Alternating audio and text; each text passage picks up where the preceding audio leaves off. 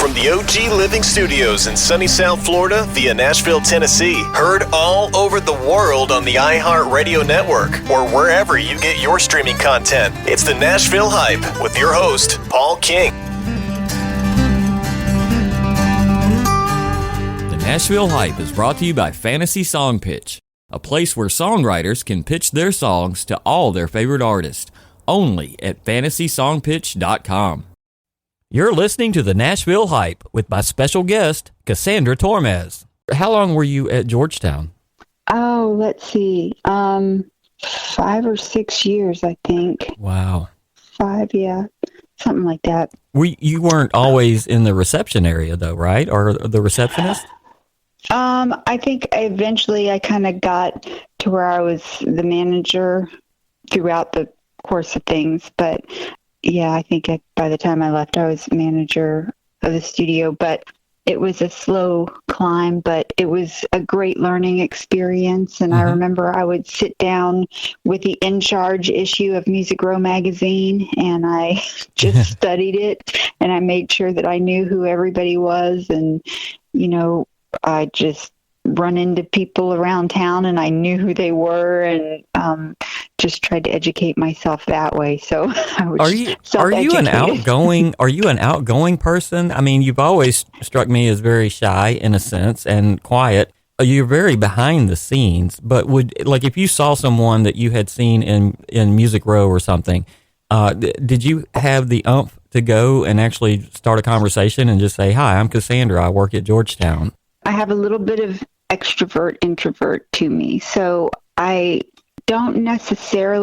not that person that will go up and introduce myself, but I will set myself up in a situation where I will be able to start a conversation or end up in a conversation with somebody.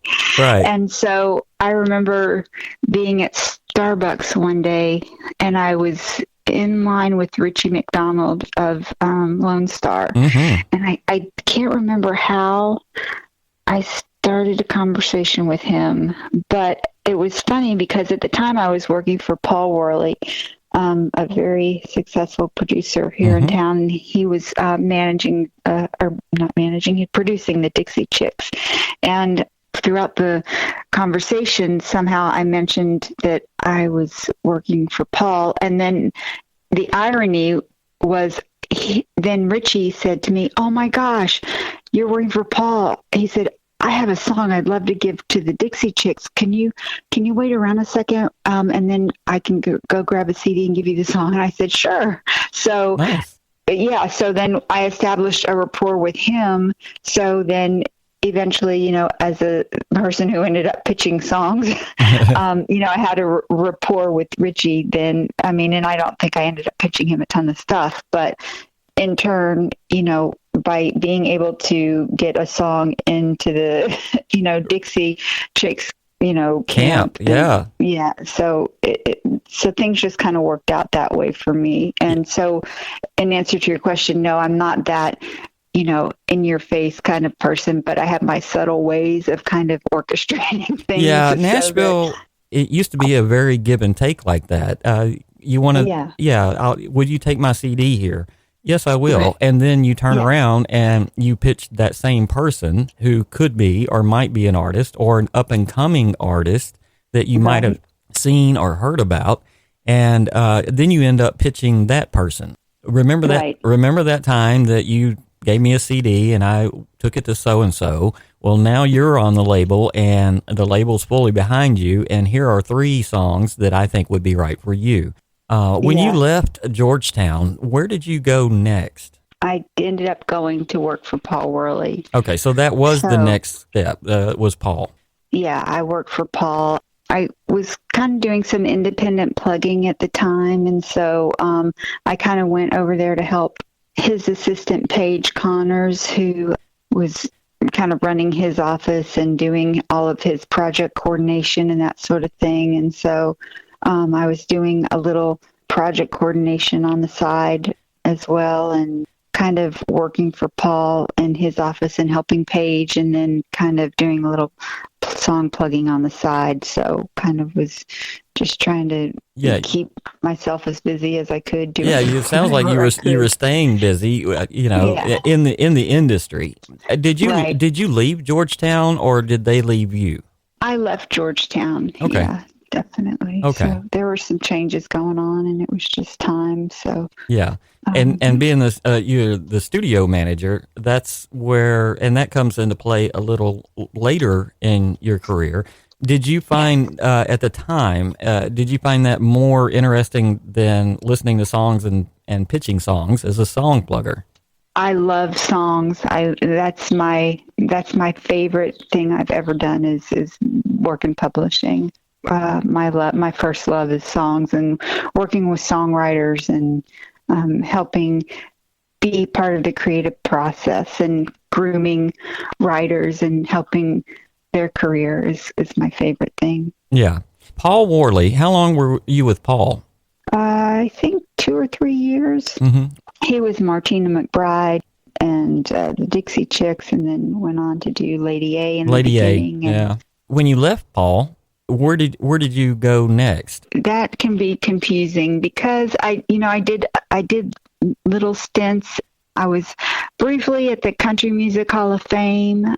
It wasn't very memorable, other than the fact that I did get to meet Dolly Parton when I worked at the Country Music Hall of Fame. So that's the only noteworthy thing about me being there. So, and then I was briefly at NSAI. So I kind of was job hopping for a while, but so I can't recall at what state. It's a little muddy at these. Did you work at, or were you an independent plugger? I want to recall a conversation we had, and this conversation is probably a decade and a half old. I mean, like it goes back a ways, but Three Ring Circus. Am I right? Yes. Jeffrey Steele. Jeffrey Steele. I couldn't remember his name. Yeah, Jeffrey Steele. Yeah. Did you work there, or were you doing independent?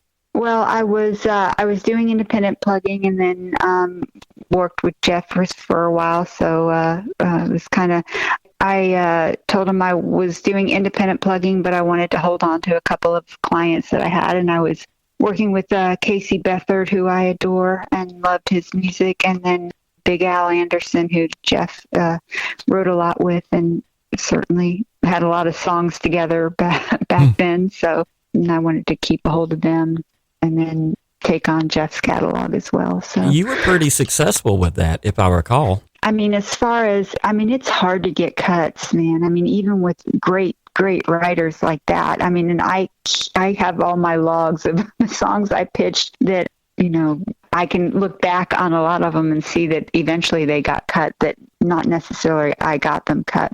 My biggest cut was out of Jeff's catalog, and it was a song called International Harvester. Yeah, it's one of my favorite songs of all time. Yeah, and it's such a fun song, and Phil Billy O'Donnell cut it, and it was funny how it happened because, I went in and pitched it to Phil, and I don't even think he put it on hold. And then I ran into him one day out on the row, and he said, "Hey, you want to hear your cut?" And I was like, yeah. Didn't even realize that it, totally skipped the process. The process, right? Because it was on hold, and that nobody else is pitching it. And I could have probably gotten in big trouble because Steve Marklin, who was Jeff's publisher at the time, could have been out pitching it as well, and I could have gotten in big trouble with that. But because Jeff knew I was pitching for him, and I don't know how upfront he was with Steve that I was pitching, and that could have been a disaster. However, that didn't happen, thank God. I went and heard it, and I heard when he played it for me, and he had that International Harvester tractor started up.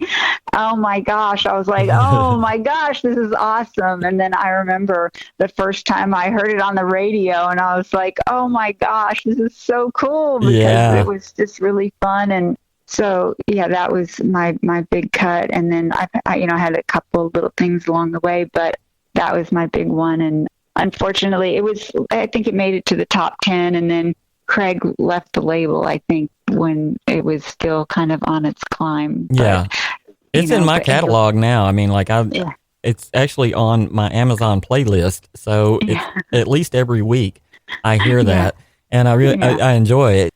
It's just a fun, Jeffrey Steele's got that fun chorus, and it's just great. And the other guys that wrote it, friends of mine, Shane Miner and Danny Myrick. So Danny has had big writers after that, and so went on to write She's Country, and had a big run with that. So just fun to see people's careers, go, and just fun process. Jeff, I just loved it. Jeff, and I want to say, and I don't know this for certain, but as of this recording, which I'll leave in here even if I'm wrong, but Jeff and John Rich, along with some other person that I don't know, has the number one song right now.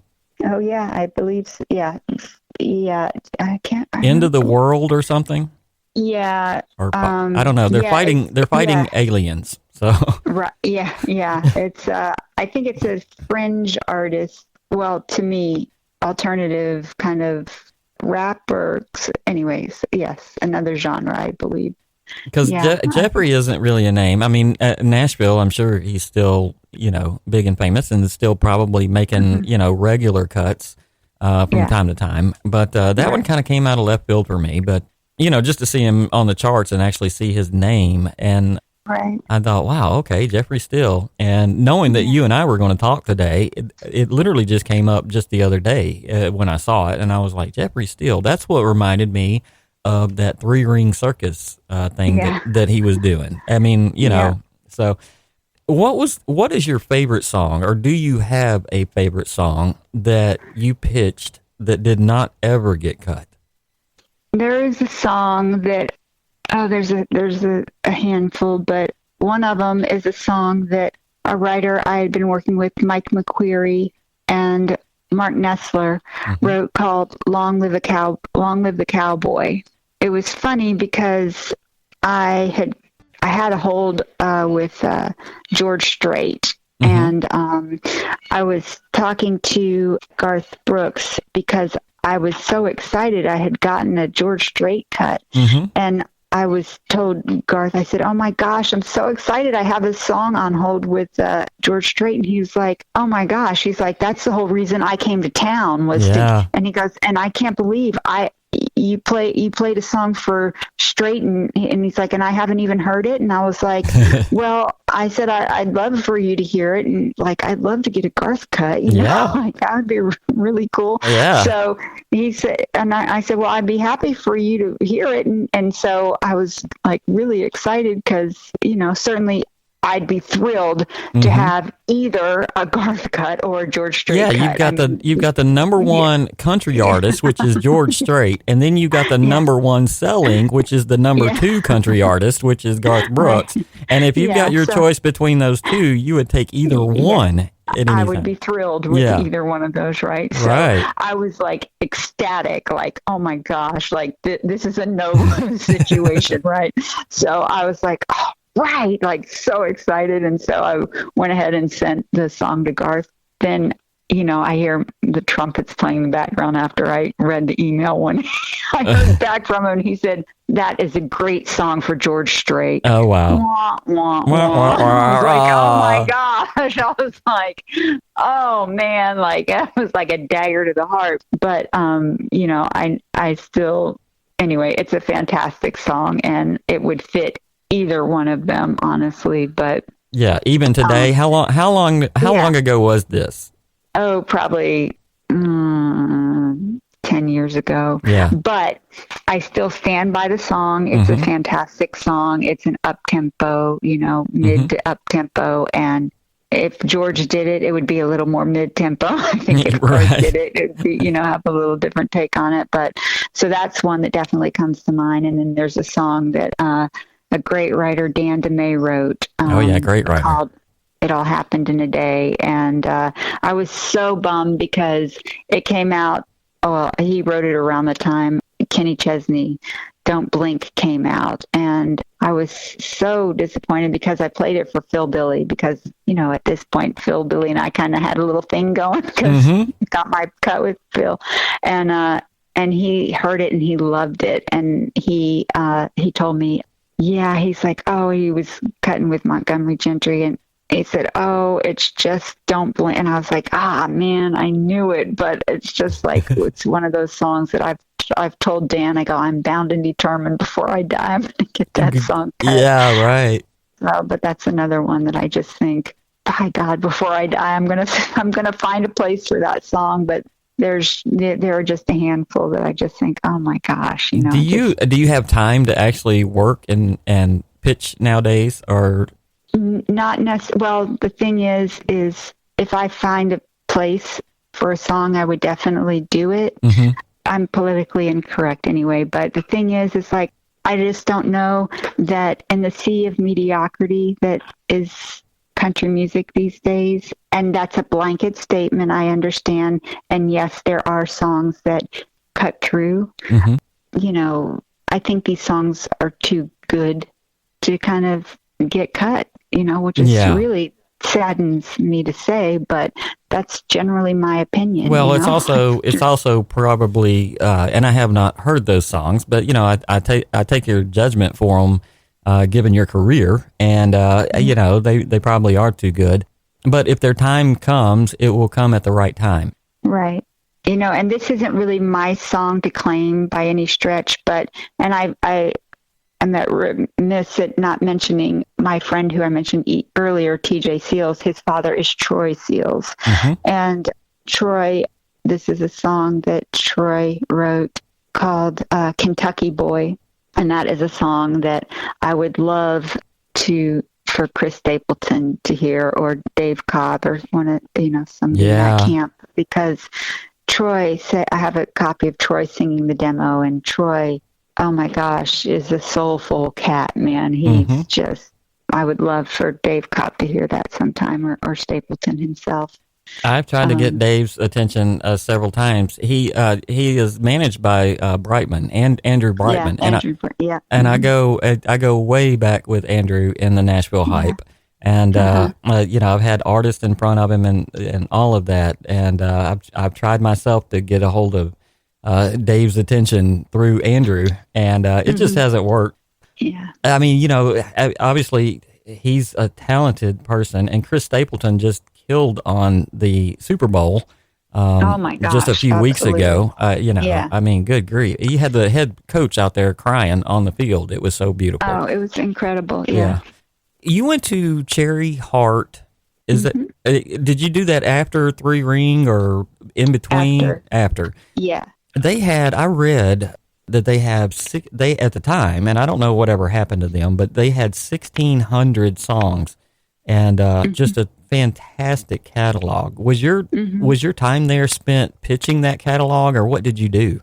Yeah, I was there with Shelby Kennedy, and that's where we had Ray Scott. So that's how that's the second time I got to work with Ray, but we got to sign Ray there, and Pete Salas, and he's good. We had a good little roster there, but it was multifaceted, so it wasn't just publishing. We had a marketing component and a record label, and so there was a lot going on there. You brought up Ray Scott. You're the one that is responsible for getting Ray Scott on the Nashville Hype episode a few episodes ago, because I reached out to you and I said, who would be good for an episode of the Nashville Hype? And you're like, Ray Scott, and you were enthusiastic about saying that.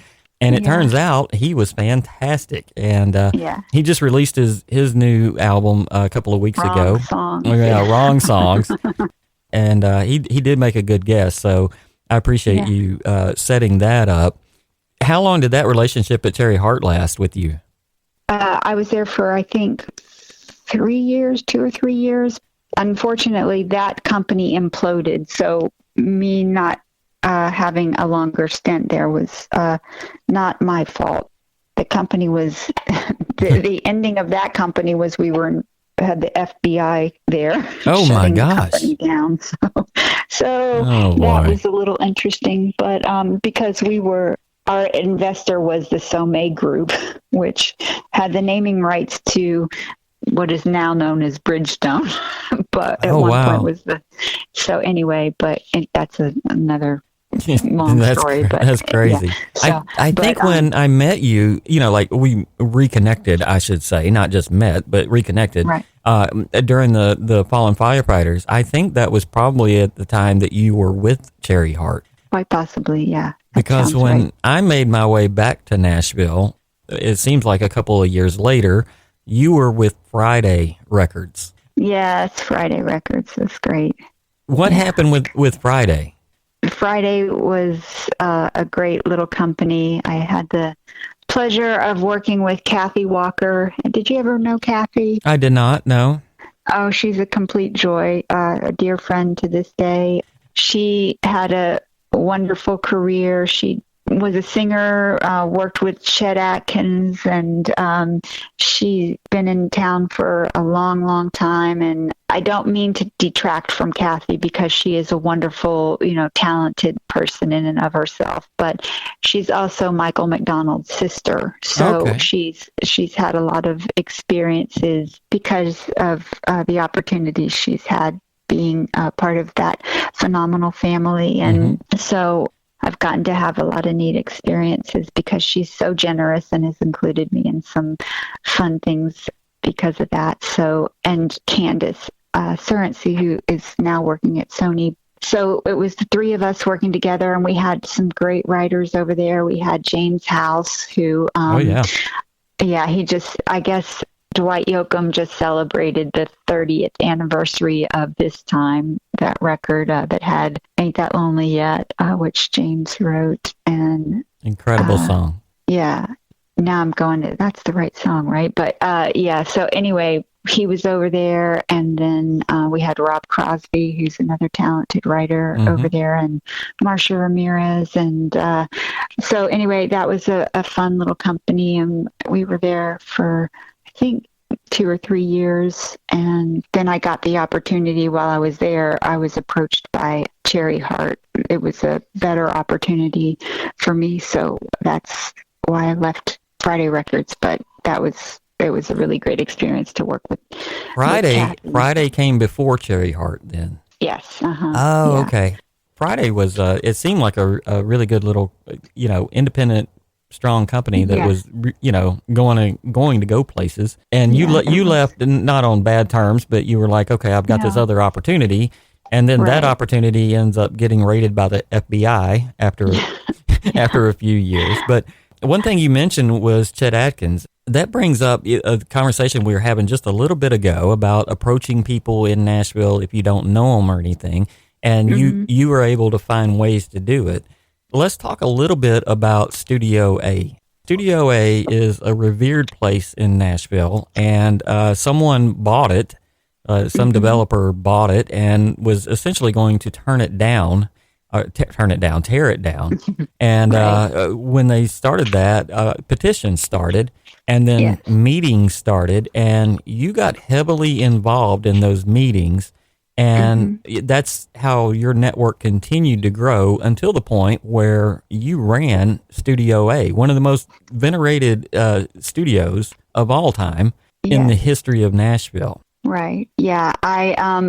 This kind of goes back to my days at Georgetown Masters because I worked, one of the engineers there, Jonathan Russell, his grandfather was Chet Atkins. And so although I never knew Chet, I'd see him come in to pick up Jonathan, and they'd go to lunch together, and he'd come up in his prized Mercedes and take Jonathan to lunch. And so, I'd kind of see him in passing, but I was just, certainly have a mad respect for the history of country music. And so to see Chet come in and take Jonathan, it was endeared by that. So just the history and working Georgetown was across the street from the RCA building. So I sat for 5 years and saw the building, and it was iconic to me anyway. Nipper and the whole thing. Right. Just all of that stuff means something to me. And for people who are listening, Nipper is the RCA dog. It's you don't see Nipper very often anymore, But Nipper, Eddie Raven was on RCA at a time, and he had a Nipper downstairs in his house. Right. And so I saw Nipper a lot, but that's for the listeners that don't know what a Nipper is. Yeah, right. Yeah, I guess you need to put that in context. But so it was a big deal to me. So, and actually, when I worked for Paul Worley, he had an office there.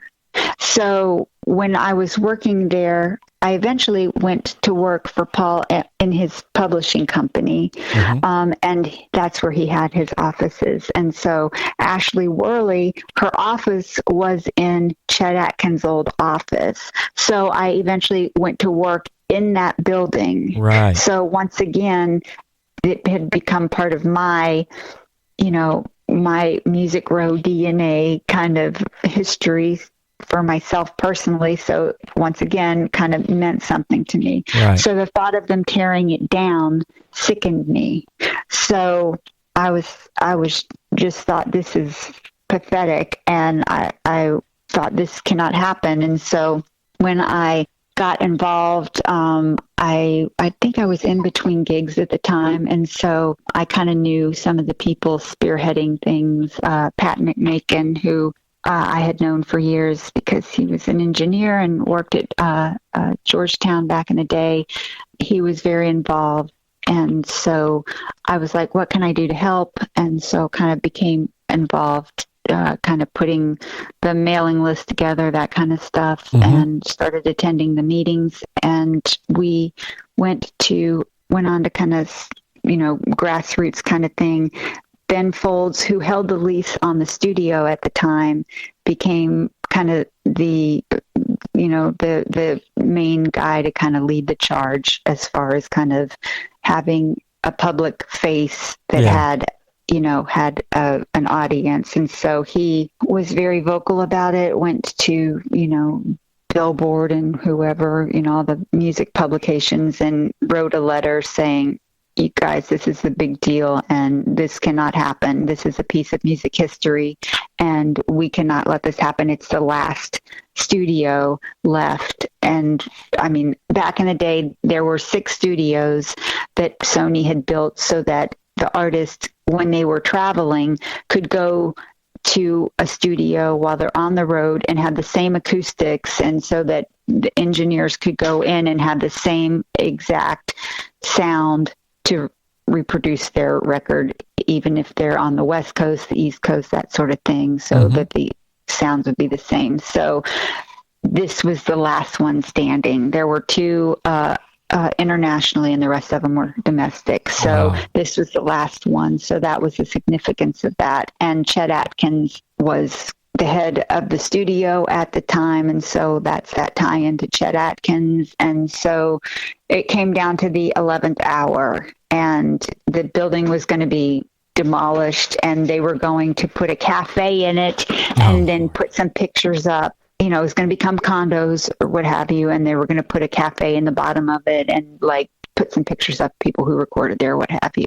So at the 11th hour, Aubrey Preston, who is a philanthropist, he is a preservationist, and Mike Kerb and another gentleman who I can't recall his name, but he's in the healthcare world, came together, put it in a trust, and saved it. Oh, wow. And so that was it was so exciting. And at the time, even I think Paul McCartney was in town to do a show, and he gave a shout out about how the importance of saving this place. And it's where Dolly Parton recorded the album where she did I Will Always Love You, and Jolene were recorded there. And I mean, it had a historic significance. I mean, Eddie Arnold, the Beach Boys recorded there. We did get confirmation that Sinatra had recorded there. Oh, wow. Elvis had recorded there. I mean, for it to be sitting in Music City and it not be saved is an abomination, right. So it would have been sickening for it not to still be standing. So and God bless Aubrey Preston. It's now got the preservation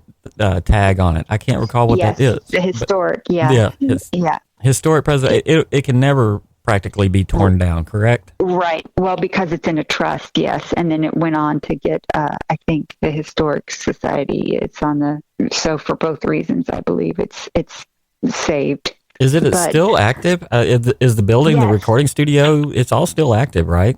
Yes. And so when I left there, so I was managing the studio, and it was a thrill of a lifetime, because I'm telling you, I would sit there at night or whatever, and we had this incredible, Ben Folds was holding the lease at the time when I was there. We had these really pretty Christmas lights kind of aligning the studio, and I would sit there, and I Will Always Love You is one of my favorite Dolly Parton songs. Mm-hmm. And I would just cut the lights down, have the, twinkle Christmas lights on, and I would just crank that song. And it brings tears to my eyes to this day to just get to sit and listen to that song in the place studio. Yeah. Oh my God. That's and the acoustics. Yeah. And the acoustics in the studio were amazing. And Ben Folds had a really nice little turntable and a nice, setup going on. And I get to listen to that song, and just, that's like sitting in the mother church of all mother church and listening to the mother song. Yeah, exactly. So, and I adore music and songs. And you just don't get any better than that. It's incredible. How long did you stay as the studio manager there? I think it was a year and a half. And so Ben Folds decided that he was going to let go of the lease. Okay. So at that point, when he had made that decision, Dave Cobb was going to take over the lease.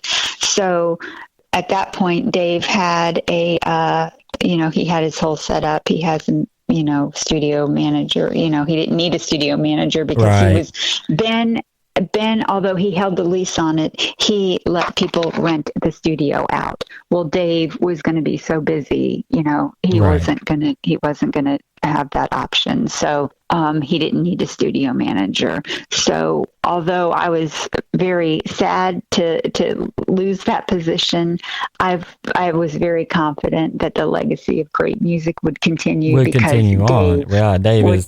has integrity in the music that he makes and that sort of thing. So that part I was very happy about, because, certainly I just admire the integrity in the music that he chooses to produce and that sort of thing. So that part I felt good about, so he did Loretta Lynn, didn't he? Was he? Yes. Yeah, he was the producer on one of Loretta's latest or last records. And he's an incredible producer. There's no reason why he wouldn't have multiple Grammys and celebrations and stuff. He's got a good sonic ear too. He knows what needs to be what, where, and what to leave out even.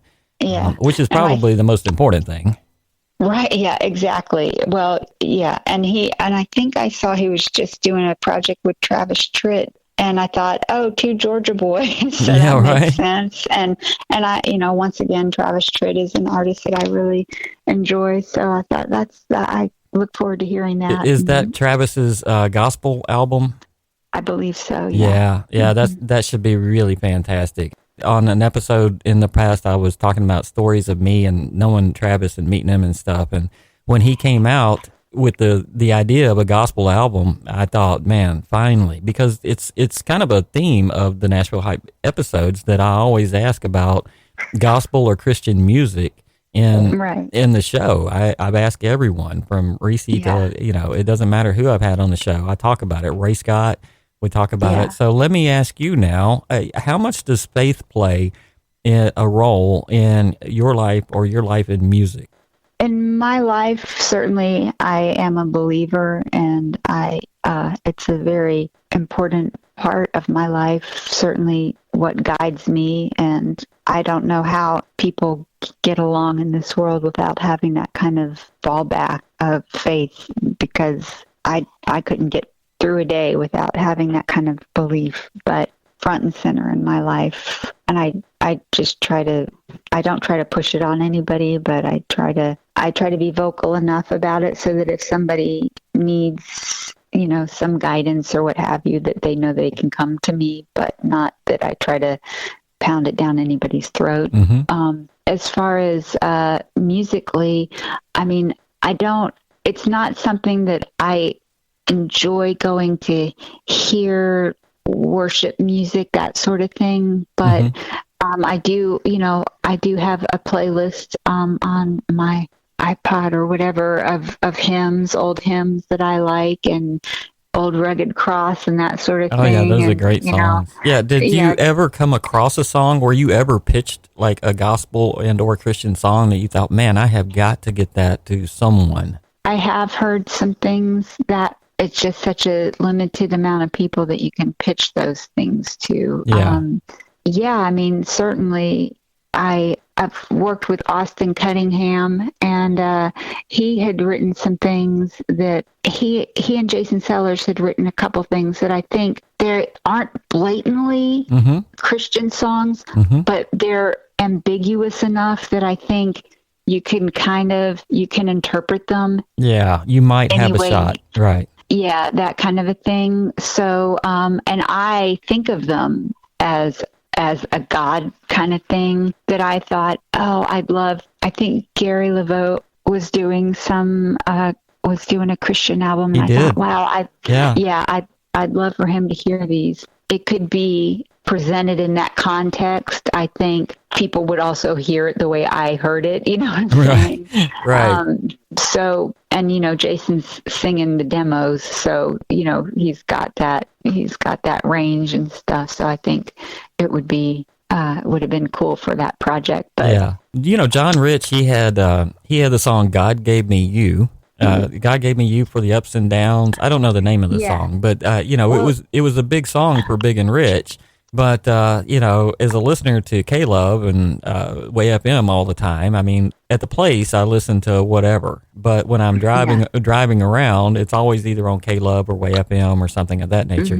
And that song, it crossed over into Christian music, and it's not blatantly Christian. It's selling a relationship between two people and saying God gave me you, but it was a big hit. I think Phil Wickham, maybe, I don't know who cut it, but I think Blake Shelton did, and I think Dave Barnes wrote it. Okay, I think because I went to see Dave Barnes. Dave Barnes did the coolest show about 2 months ago.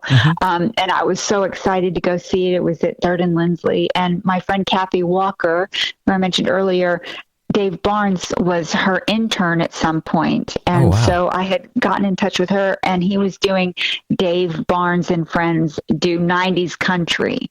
And I was like, oh my gosh. I go, oh my gosh, Kathy. Oh, can we go? I go, would you like to go see this? And she was like, yeah, definitely. So I got her and my friend Candace, who we all worked together at Friday Records, and we went to see the show. And oh my gosh, I was in heaven because they did, like, of course, Dixie Chicks, Cowboy Take Me Away, like these great Marcus Hummon songs, and Only Love, and Strawberry Wine, and like great melodies and like fun lyrics, and it was like I was in heaven anyway. But Dave Barnes, I believe, wrote God Gave Me You. Okay. So I mean, some of that stuff that's the kind of stuff I miss, I melodies like that, that kind of stuff. I just wish we were hearing more of. But I think, and I've had this conversation with others on the show, but I think it'll come back around. I mean, I'm not sure that it will, or we've gotten too far. There's certainly been a 90s type revival because people realized that the 90s was kind of the crescendo, the top of the top and the best of the best. The 90s, the early 2000s, but then after that, I'm not really sure what happened. I don't really. We took a nosedive. Well, I'm not sure what happened. You also were a studio manager for someone else, and I can't recall who that someone else was, but for whatever reason, I want to think it was on downtown 2nd Avenue somewhere. It was 3rd Avenue, but it was Lehman Drug Company. Lehman Drug Company. Yeah. Which was funny because, everything, there's a tie into everything, because when I was working for Jeffrey Steele back in the day, he looked at this building because he thought about purchasing it. And it ended up, I met this gentleman named Will Gregg, and he eventually ended up buying the building. And it was an old drug company, and it was built in like the 1930s or something. And it was a really awesome building, like very cool brick exterior, and still had the Coca-Cola like logo built on the building. And I think he had it recreated, or I think it was either had it recreated or just redone the original, but it's just really awesome. And then it's like 2 or 3 floors, and had some of the original tile work, and it was really got just a very cool they just don't make things like that anymore. Yeah, and they found some of when they were kind of redoing the building, they found some of the old medicine bottles from back in the day when they, had. Yeah, those little glass bottles you see on Gunsmoker. Yeah. So he had some of those on display and stuff. And so they had a really, state-of-the-art, studio. So it was very cool. And they were doing video stuff and had some really cool things happening there. And Punch Brothers were recording there, and did some really cool things there. Had some did some event stuff there as well. And it was I wasn't a very long stint there, but had a really good experience and really enjoyed Will. And it's just hard to get a studio off the ground, and certainly had a lot of people, introduced a lot of people, a lot of my contacts, just had them come by, see the place, a lot of engineers, a lot of people from the industry that I had relationships with, and just had them come by and check the place out, and just tried to help them, Where are you going from here? From here, that's a very good question. Finally, I've asked a good question. No. But, no, I partially because I'm still trying to figure that out, I think. But currently, I'm working at I'm about to say the Musicians Hall of Fame. That's so not right. The Musicians Union. Mm-hmm. So the fun part of it is that I am again working with Paige Connors, who I worked with years and years ago with Paul Worley. So there was a comfort level there to work with somebody that I'm good friends with. It was brought up earlier that you had talked to Garth about a song that he was kind of upset that you didn't play for him, even though you played it for George Strait. And then he wrote you a note back and just said, this is a perfect song for George. But you also worked with Garth. I mean, I know you've been friends for a number of years, but you've actually worked at, was it Pearl Records that you worked for him, and you gathered all of that. Tell me about that. Yeah. Well, when he was retired, quote unquote retired, and just kind of stepped away from the business to raise his girls, took that hiatus, and he was, considering stepping back in, and the world had kind of changed in that period of time, because he, social media had taken on a whole another aspect of a career, and do you give access to yourself to the fans and that sort of thing. And, there were discussions about things like that. And of course, for Garth, of all people, who's going to thrive more than anybody interacting with his fans than Garth Brooks? Right. I mean, they love him. Yeah. Oh, they love him, and he loves them. Absolutely. I've seen him. I've seen him break down in tears, and I'm sure you have as well. He just loves. He loves people. Oh my gosh, and I'll tell you, one of the biggest thrills was in 2017. I got a call out of the blue that, hey, do you have a passport? And I was like, well, yeah. And I mean, I think I needed to get it updated or whatever. But anyway, because I was thinking maybe somebody in our camp was sick or had to miss a leg of their tour. And I was thinking maybe you could fill in. And I was like, sure. Yeah. So they were going to Canada, and so they needed a little help, and so he asked me if I could do it, and I said absolutely. So I was able to do that for 2 weeks, and so that was one of the most fun things I've ever had a chance to do. Yeah, you've probably seen him live more times than most people, I would think. Yeah. So Garth was coming back from taking that time off, a world that had kind of changed from what he had been doing since it's been about 10 years. So he was getting ready to embark on a different world as far as music and what it looked like, and things were now streaming, and all of that had changed. So I was hired to help kind of in the transition, like to help get everything ready to go digital and prepare for that, and get all of his photographs and everything from that to digital. So go scan everything and that sort of thing. So it was a very small group of people that were his friends, and the trusted inner circle. You basically put together an anthology of everything Garth that you could find, whether it was videos, pictures, TV show. You basically notated it almost like an accountant, but but that way it would preserve going forward in this digital age. Right. And so, some people might think, oh, that is so boring or whatever. But when the subject matter is somebody that you adore, you know what I'm saying? And just, it's fun to watch their career, then it's, it's a fun It's fun to work work for a friend when you are a friend. It's, sometimes that's even more fun. Okay.